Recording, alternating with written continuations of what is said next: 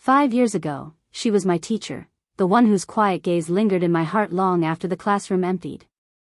Now, in a small seaside town, fate has returned her to me, and the unspoken bond we once shared awakens again. Can love, left unspoken for years, find its second chance? The town hadn't changed much in 5 years. The same narrow cobbled streets ran down to the harbor, the same salt wind pressed against the windows of the cafe I used to visit after school. Even the sea smelled the same, that sharp, living scent that somehow belonged to her, too. I had moved away for university, for a career, for a chance to forget. But forgetting never came easy when every horizon still curved like the one outside her classroom window. Her name was Elena Ward. She taught literature, always with her sleeves rolled just enough to reveal a silver watch and a faint ink mark near her wrist, from writing notes in the margins of student essays. I was 17 when I realized my admiration for her had become something more dangerous, something softer and yet sharper than anything I could name. She must have known. She would pause sometimes, eyes lifting from her book, catching me watching her. There was warmth in her gaze, but restraint, too, like she was holding the world in place so neither of us would fall. And then one day, she was gone. A resignation, a goodbye whispered in the staff corridor, and the door to that part of my life closed. Now I was 22, standing on the same shore where I used to dream of her, the tide rising around my boots. I was here only for a week, to visit my aunt, to rest, or at least, that was what I told myself. The cafe door chimed behind me. I turned. And there she was. Elena. Time hadn't dulled her, only softened her edges. Her hair was a little shorter, her coat a little older, but her eyes, the same soft gray that looked as if they'd seen everything and still chose to be kind. 5 years, she said with a quiet, disbelieving smile. I wasn't sure you'd remember me. I never forgot, I said. Outside, the sea kept whispering. And just like that, something in me that had been sleeping finally began to wake again. The cafe was nearly empty, only the hum of the coffee machine and the faint crackle of rain against the windows. Elena sat across from me, her hands wrapped around a chipped mug as though she needed the heat to stay steady. I could still feel that same sense of stillness she carried, the way she could make a room seem calmer just by being in it. But beneath her composed expression, there was something new, tiredness, maybe, or solitude. So, she began, eyes flicking to the sea outside. You came back. Just visiting, I said. I thought I'd walk along the cliffs again. I missed the air here. A faint smile touched her lips. You always loved the cliffs. You used to write essays about them, remember? Comparing them to the edge of a book, I finished. Where stories end, and something else begins. She laughed softly.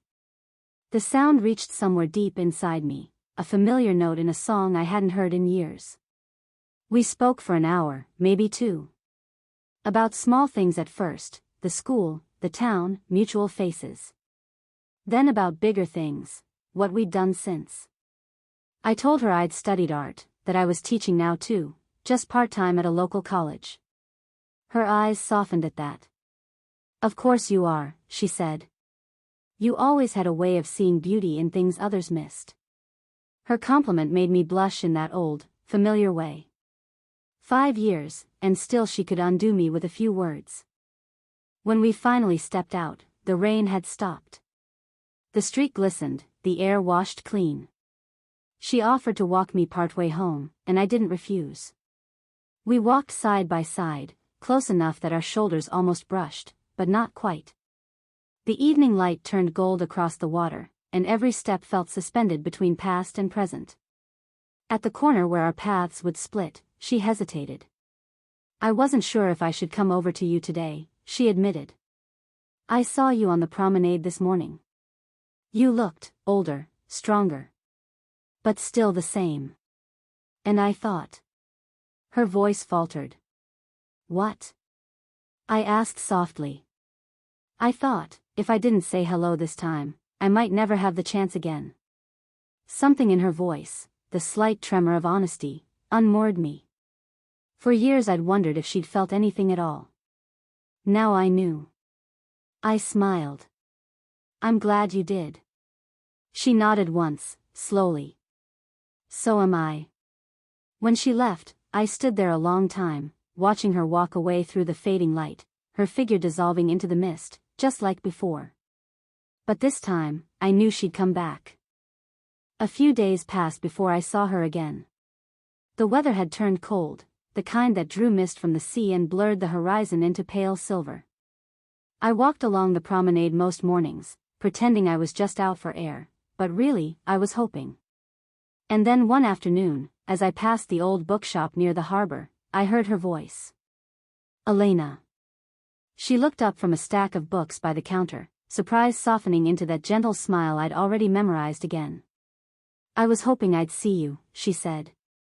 I'm hosting a small reading tonight, nothing formal, just a few locals sharing poetry by the fire. You should come. Her voice carried the same calm invitation it used to hold in class, but this time, I heard something else beneath it, a quiet yearning. So I went. Her cottage was perched at the edge of the cliffs, where the land curved into the sea. The path was narrow, lined with wildflowers and the scent of salt and rain. Through the window, I saw lamplight spilling across the room, golden, warm, alive. Inside, the space was smaller than I imagined, cluttered with books and seashells, a kettle humming gently on the stove.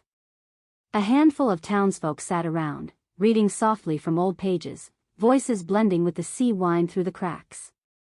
When it was my turn to read, I chose something simple, a piece I'd written years ago, never shown to anyone. A poem about a teacher who made the world feel brighter, though I never said her name. When I finished, I looked up. Her eyes met mine, steady, glistening. Later, after the others had gone, the silence felt different. Not empty, but full. She poured me tea, hands brushing mine as she set down the cup. You always wrote beautifully, she said quietly. Even then, I saw it. You felt everything so deeply. I smiled faintly. You taught me how. Her breath caught, just slightly. Then she looked away, out toward the sea beyond the window. It wasn't easy, leaving, she murmured.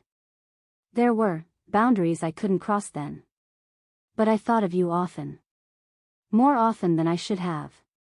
My heart beat faster, steady as the waves below us. I reached out, my fingers brushing hers, not enough to startle, just enough to be real. The touch lingered. Neither of us spoke. Outside, the tide moved closer, whispering against the rocks. Inside, something long-held finally began to breathe again. She turned her hand, letting our fingers entwine, slowly, gently, like a promise not to rush what had waited so long.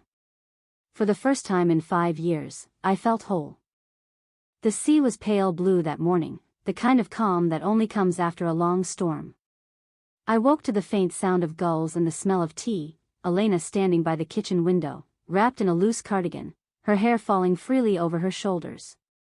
She turned when I stirred. You're awake, she said softly. I didn't mean to wake you. You didn't, I replied. I like the sound of your mornings. Her smile was quiet, the kind of smile that hides 1,000 things. We carried our mugs outside and sat on the low wall overlooking the cliffs. The air was cool, the sea light shimmering like silver threads. Neither of us spoke for a while, words seemed unnecessary. Everything around us felt like a continuation of what had begun the night before, something fragile, but growing. Finally, she said, I kept wondering what became of you. I'd see students go on with their lives, and I was proud of them. But with you, I always hoped you were happy. I tried to be, I said honestly. But some memories aren't meant to fade. She looked down, fingers tracing the rim of her mug. I used to tell myself that what I felt for you was just admiration, that it was enough to care quietly, from a distance. But I think I knew better, even then. My heart tightened. The sea wind brushed between us like a sigh. You never said anything, I whispered. I couldn't, she said. You were still finding your place in the world. And I I was supposed to be the one with boundaries. And now? I asked.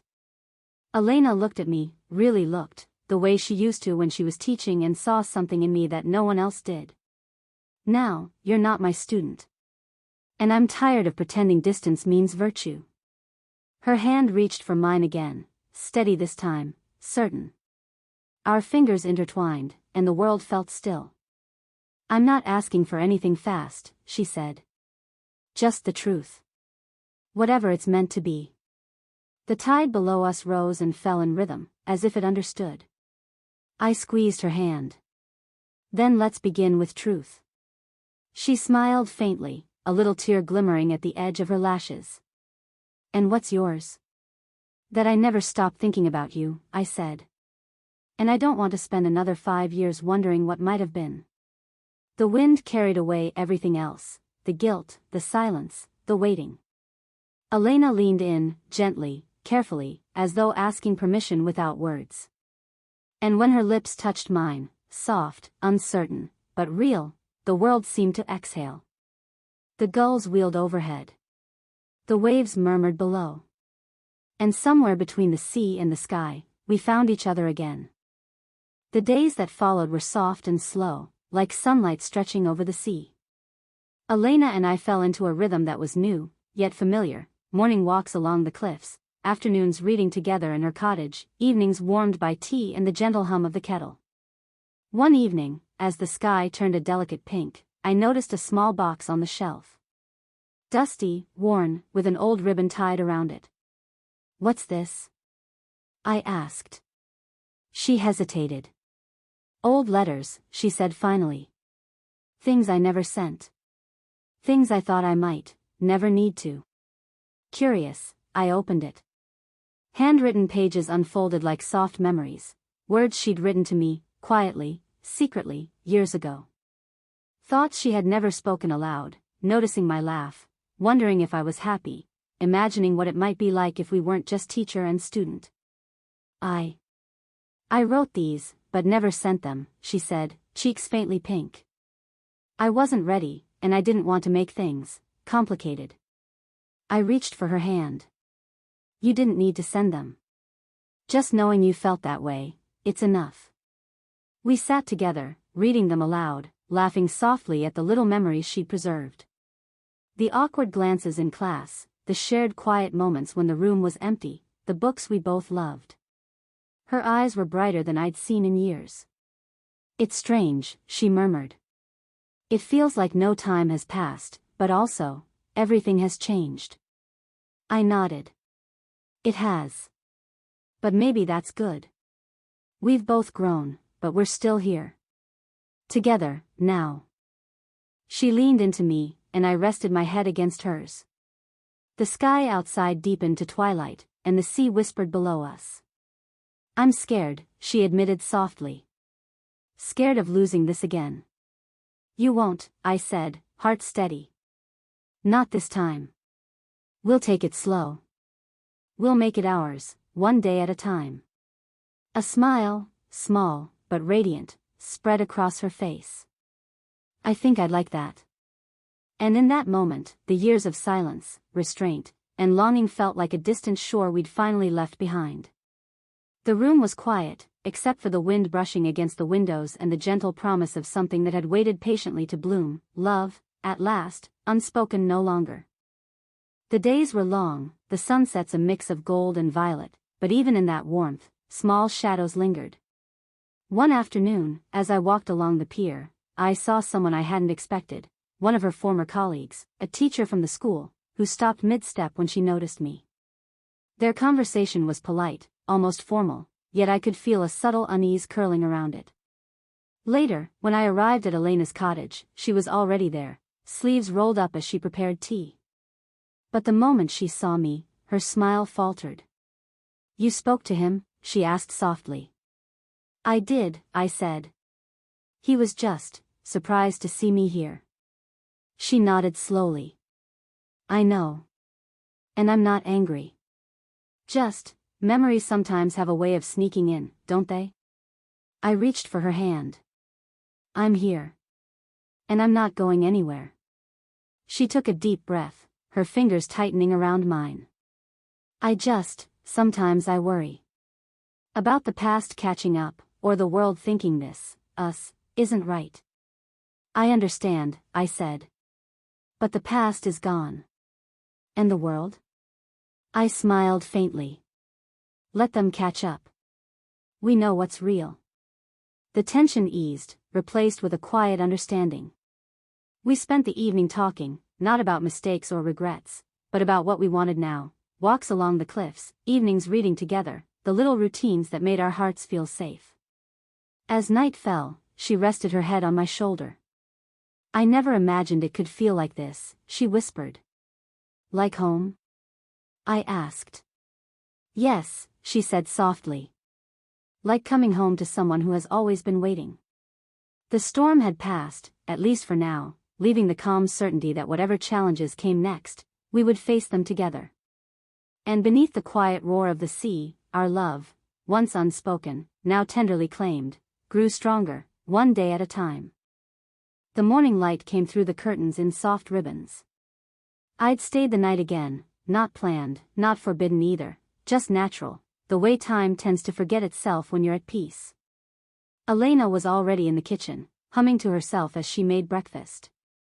There was a warmth about her that filled every corner of the cottage, even the silence seemed to carry her gentleness. Good morning, I said. She turned, smiling in that calm, grounding way of hers. You sleep like someone who finally stopped running. Maybe I did, I said. We ate by the window overlooking the sea, the gulls wheeling lazily above the waves. Conversation flowed easily, about nothing and everything, books, art, the smell of rain on paper. It wasn't about grand declarations anymore, it was about presence. After breakfast, she took me down to the shore. The tide was out, leaving wide stretches of wet sand glimmering like glass. We walked barefoot, shoes in hand, the wind tangling our hair. You know, she said after a while, I used to come here and imagine meeting you again. I never thought it would feel so simple. I looked at her, the sun painting gold across her face. It doesn't have to be complicated, I said. Maybe love can just be kind. She stopped walking, turned toward me. Kind, she repeated softly. I like that. The pause between us felt weightless. Then, slowly, she reached out, a hand at my cheek, a touch as gentle as the sea breeze. I leaned into it without thinking. The space between us vanished, and our lips met, softly, naturally, as if time had been waiting for this moment to exhale. No rush, no fear. Just warmth. Her thumb brushed my jaw, and I could feel her smile against my lips. When we finally pulled apart, she rested her forehead against mine. I don't want to hide anymore, she whispered. You don't have to, I said. Not from me. The waves rolled in, erasing our footprints, but I knew this, us, would remain. We walked back hand in hand, sunlight following us home. Days blended into weeks. The town seemed smaller now, cozier, as if it had been waiting for us to return and fill its streets with laughter and soft conversation. Elena and I fell into the rhythm of shared mornings and evenings.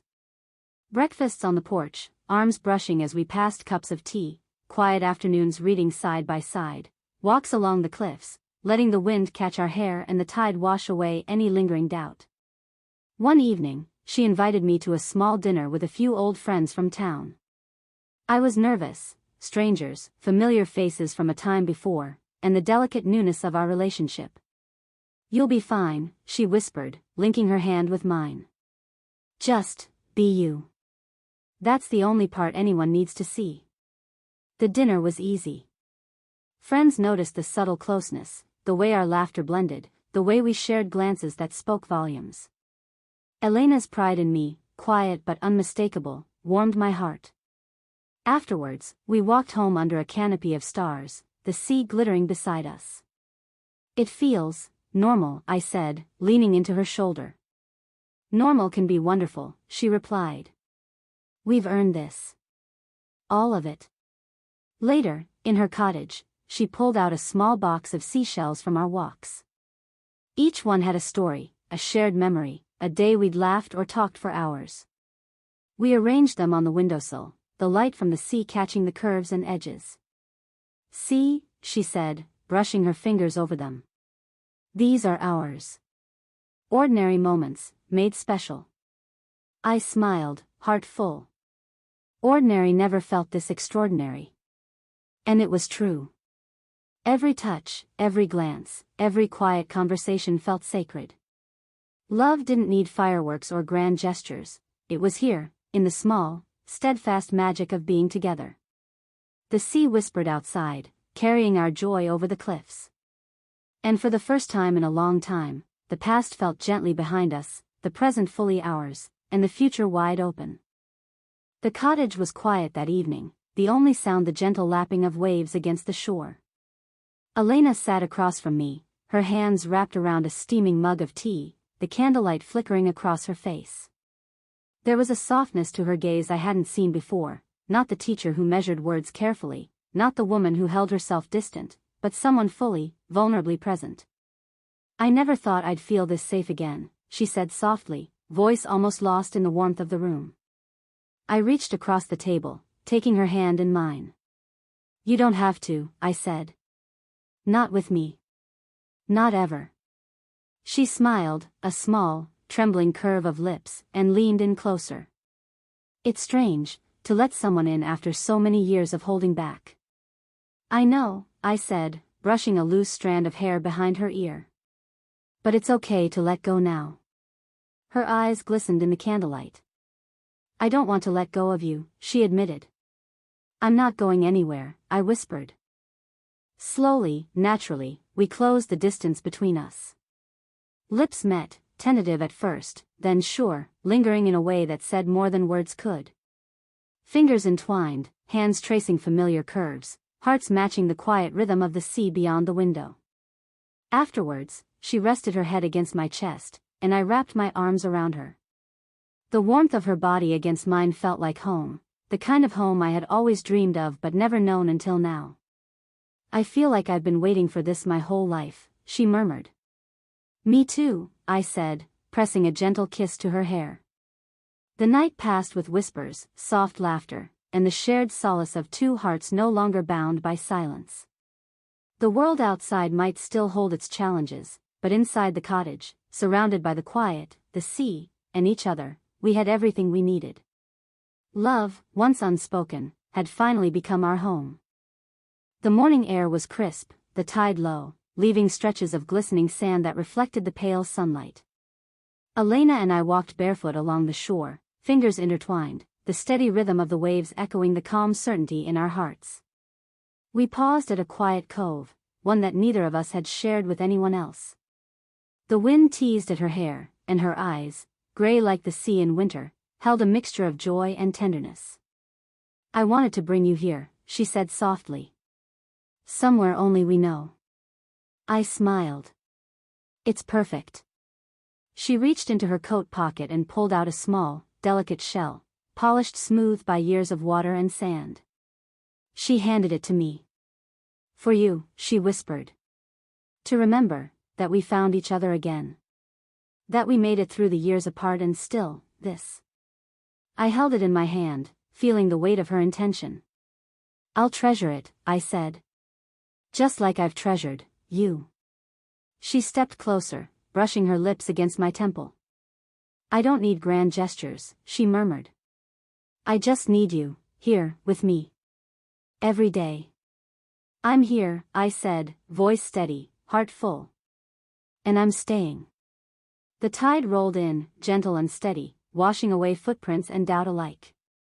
We leaned into each other, foreheads touching, letting the quiet promise of the sea carry us forward. It wasn't a proposal, not yet. But it was more than words, a vow made in the simplicity of shared space, the honesty of hearts open to each other, and the gentle certainty that love could endure all time and distance. We stood there a long while, the waves whispering, the sun climbing, and for the first time, the past felt like a distant shore. Our future stretched ahead, wide and endless, ready to be lived together. And in that perfect, ordinary, extraordinary moment, I knew, this was home. The days settled into a comforting rhythm. Morning walks along the cliffs, mugs of steaming tea in the kitchen, and afternoons spent reading or sketching by the window became the framework of our life together. The cottage felt warmer, fuller, alive with laughter, whispered stories, and the subtle, constant presence of love. We began small projects, arranging the garden, adding shelves for our growing book collection, and collecting shells along the shore to remind us of moments shared. Each gesture was ordinary, yet extraordinary in its intimacy. One Saturday, we decided to take a small trip down the coast, just the two of us, carrying sandwiches and scarves against the sea breeze. The day was filled with light, the sun sparkling across the water, Elena laughing as she chased a runaway kite, and me capturing it all in sketches, noting the curve of her smile, the tilt of her head, the warmth in her eyes. By evening, we returned home, hands full of little treasures, smooth stones, wildflowers, and a single, perfectly shaped shell Elena insisted belonged on our windowsill. At dinner, she reached across the table and took my hand. "I never imagined life could feel like this," she said softly. "Like love doesn't have to be complicated or secretive. Like it's just ours." I smiled, squeezing her fingers. "It is ours. And it's real. Every day, every moment." Later, as we sat by the fire, she rested her head on my shoulder, and I wrapped an arm around her. The silence between us was comfortable, full of trust, warmth, and the quiet joy of shared life. Through ordinary routines and simple pleasures, we were learning the rhythm of us, a gentle, steady beat that promised love wasn't just a fleeting spark, but a lasting flame. The sea whispered beyond the cliffs, carrying the certainty of what we had built together, a life filled with tenderness, laughter, and a love that had been waiting patiently all along. The sea stretched endlessly before us, pale gold and silver under the morning sun. Elena and I stood on the cliffs, hands intertwined, breathing in the salt and wind, letting the quiet of the world sink deep into our bones. "Do you remember the first time we walked here?" I asked, smiling at the memory of awkward glances and unspoken feelings. She laughed softly. "I do. I thought I'd never be brave enough to speak. And yet, here we are." "Here we are," I repeated. The words felt like a soft promise, carrying the weight of all the years between then and now. We spent the day as we had countless others, collecting shells, sketching, laughing at the gulls, sharing thoughts and dreams. But this day felt different. There was a sense of fullness, a quiet certainty that our love had arrived at something enduring. As evening fell, the horizon glowing pink and violet, Elena turned to me. "I never thought I'd get a second chance," she said, voice gentle, eyes glistening. "Not with you, not like this." "You have it," I said. "Every day. And I promise to never take it for granted." She rested her head on my shoulder, and I wrapped an arm around her. Together, we watched the sun dip into the sea, waves whispering beneath the cliffs. In that moment, there was no past to regret, no fear of what might come. Just us, the quiet certainty of love rediscovered, and the knowledge that whatever the horizon held, we would face it together. And as night fell over the seaside town, the lights of our little cottage twinkled behind us, a beacon of the life we had chosen, a life built on patience, tenderness, and the enduring power of a second chance. Love, once unspoken, had finally been spoken. And it would carry us forward, always. Months had passed, and the seaside town had become not just a place, but home, for both of us. Elena and I moved into a slightly larger cottage, windows wide to let in the sea air and sunlight. The garden bloomed with wildflowers we planted together, and the windowsill was lined with shells, stones, and little mementos from our walks along the cliffs.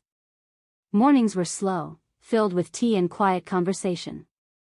I taught at the local college, sharing my love for art, while Elena returned occasionally to guest lectures and poetry readings, but her life was hers to shape, and we shaped it together. Evenings belonged to us. Sometimes we cooked together, laughing over burnt toast or spilled tea. Other times we sat in comfortable silence, reading or sketching, hands intertwined, hearts steady. One night, after a walk along the moonlit shore, she took my hand. "Do you remember how afraid we were, once?" I do, I said, smiling.